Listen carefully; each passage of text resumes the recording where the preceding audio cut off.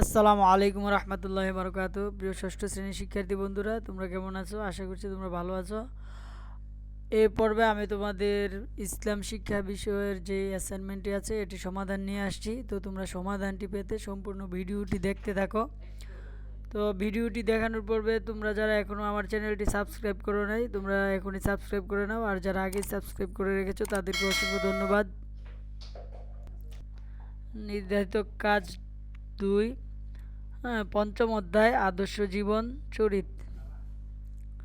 তো আদর্শ জীবন চরিতে এখানে কি বলা আছে দেখো। এখানে প্রথম প্রশ্ন বলা আছে, এক, সমাজে ন্যায় বিচার ও সুশাসন প্রতিষ্ঠার ক্ষেত্রে আমরা হজরত উমর রাদিয়াল্লাহু তাআলা আনহু এর খিলাফত থেকে কি কি শিক্ষা লাভ করতে পারি? তোমার পাঠ্য বইয়ের আলোকে বিশ্লেষণ করো।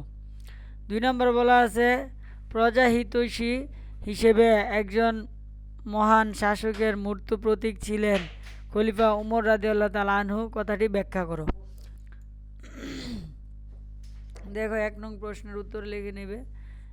সমাজে ন্যায় বিচার ও সুশাসন প্রতিষ্ঠার ক্ষেত্রে হজরত উমর রাদিয়াল্লাহু তাআলা আনহু এর খিলাফত থেকে যে যে শিক্ষা লাভ করতে পারি তা নিচে দেওয়া হলো। সমাজে ন্যায় বিচার ও সুশাসন প্রতিষ্ঠা হজরত উমর রাদিয়াল্লাহু তাআলা আনহু এর খিলাফতের গুরুত্ব অপরিসীম। একজন শাসকের যতটুকু উত্তম গুণের দরকার হয় তার সবটুকুই হজরত উমর রাদিয়াল্লাহু তাআলা আনহুর মধ্যে ছিল। পৃথিবীতে নানা সময় বিভিন্ন শাসকের আবির্ভাব ঘটেছে, তেমনি তাদের মধ্যে দৃষ্টান্ত স্থাপনকারী একজন শাসক হজরত উমর রাদিয়াল্লাহু তাআলা আনহু। তিনি ছিলেন মুসলিম জাহানের দ্বিতীয় খলিফা। তিনি 583 খ্রিস্টাব্দে কুরাইশ বংশের আদিগোত্রে জন্মগ্রহণ করেন। ইসলাম গ্রহণের কিছুদিন পর তিনি ফারুক বা সত্য মিথ্যা পার্থক্যকারী খেতাবে ভূষিত হন। আমরা ওনার খিলাফত থেকে অনেক শিক্ষা লাভ করতে পারি। 1 নাম্বার, হজরত মুহাম্মদ সাল্লাল্লাহু আলাইহি ওয়াসাল্লামের আদর্শ। হজরত উমর রাদিয়াল্লাহু তাআলা আনহুর এর শাসন ব্যবস্থা ছিল নবী করিম সাল্লাল্লাহু আলাইহি ওয়াসাল্লামের শাসন ব্যবস্থার অনুকরণীয়। তাই তিনি বিচারের মঞ্চে সবাইকে সমান চোখে দেখতেন। ন্যায় বিচার প্রতিষ্ঠা। নিজ পুত্রকে অপরাধের শাস্তি দানের মাধ্যমে তিনি এক মহান দৃষ্টান্ত স্থাপন করেছিলেন, যা আমাদের কাছে ন্যায় বিচারের রোল মডেল হয়ে আছে।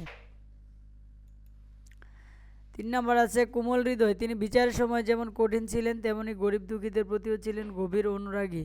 রাতের আধারে ঘুরে ঘুরে দুঃখী মানুষদের খোঁজ খবর নিতেন।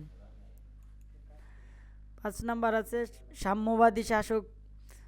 সাম্যবাদী শাসক হয়েও তিনি কখনো বরাদ্দের বেশি নিতেন না। যেমন বাইতুল মাল থেকে তার জন্য যতটুকু বরাদ্দ ছিল ততটুকুই নিতেন ইত্যাদি। ছাড়াও আরও অনেক মহৎ গুণের অধিকারী হজরত উমর রাদিয়াল্লাহু তাআলা আনহু, যা এই অল্প কিছু কথায় বলে শেষ করা যাবে না। আমাদের উচিত আমাদের জীবনের প্রতিটি ক্ষেত্রে খলিফা হজরত উমর রাদিয়াল্লাহু তাআলা আনহু কে অনুসরণ করা।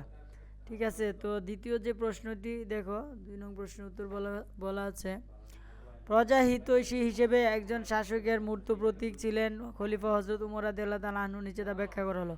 ইসলামের দ্বিতীয় খলিফা হজরত উমর রাদিয়াল্লাহু তাআলা আনহু ছিলেন একজন ন্যায় বিচারক ও কোমল হৃদয়ের অধিকারী। তিনি ছিলেন হজরত মুহাম্মদ সাল্লাল্লাহু আলাইহি ওয়াসাল্লামের আদর্শে আদর্শিত একজন মহাপুরুষ। প্রজাহিতৈষী হিসেবে তিনি ছিলেন শাসকদের মধ্যে বিরল দৃষ্টান্ত স্থাপনকারী। হজরত উমর রাদিয়াল্লাহু তাআলা আনহু খুব সাধারণ জীবনযাপন করতেন। অর্ধ পৃথিবীর বাদশাহ হয়েও তার কোনো দেহরক্ষী কিংবা আলাদা বাহন ছিল না। তিনি কোনো প্রকার বিলাসিতা পছন্দ করতেন না। খেজুর পাতার বিছানাতেই শোয়া বসা করতেন। প্রজাদের প্রতি ছিল অগাধ ভালোবাসা, যার কারণে রাতের আধারে প্রজাদের খবর নিতেন, অভাবীদের খাবারের ব্যবস্থা করে দিতেন, নিজ কাঁধে আটার বস্তা বহন করতেন, যার কারণে ওনার শাসন আমলে রাজ্যে তেমন অভাব ছিল না। মদ্যপানের অভিযোগে নিজ সন্তানের শাস্তির ব্যবস্থা করেন, ফলে সমাজে অপরাধ প্রবণতা একেবারে কমে গিয়েছিল।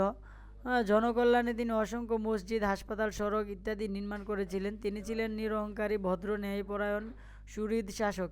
তাই আমরা হজরত উমর রাদিয়াল্লাহু তাআলা আনহুর মতো একজন উত্তম শাসক কামনা করি। এত গুণ যেই নেতার মধ্যে রয়েছে তার সম্পর্কে এই অল্প লেখার মাধ্যমে সব বলে শেষ করা যাবে না। তো বন্ধুরা, এটি হচ্ছে আমার একটি মডেল প্রশ্নের উত্তর। তো তোমরা এর থেকে কিছু মডিফাই করে নিতে পারো অথবা হুবহু এটিও লিখে দিতে পারো, কোনো সমস্যা নেই। তো যদি ভিডিওটি তোমাদের ভালো লাগে তোমরা অবশ্যই ভিডিওটিতে লাইক করবে, এবং ভিডিওটিতে কমেন্ট করবে এবং তোমার বন্ধুদের সাথে বেশি বেশি শেয়ার করবে। তো তোমাদের সুস্বাস্থ্য কামনা করে ভিডিওটি এখানেই শেষ করছি। আসসালামু আলাইকুম রহমতুল্লাহি ওয়া বারাকাতুহু।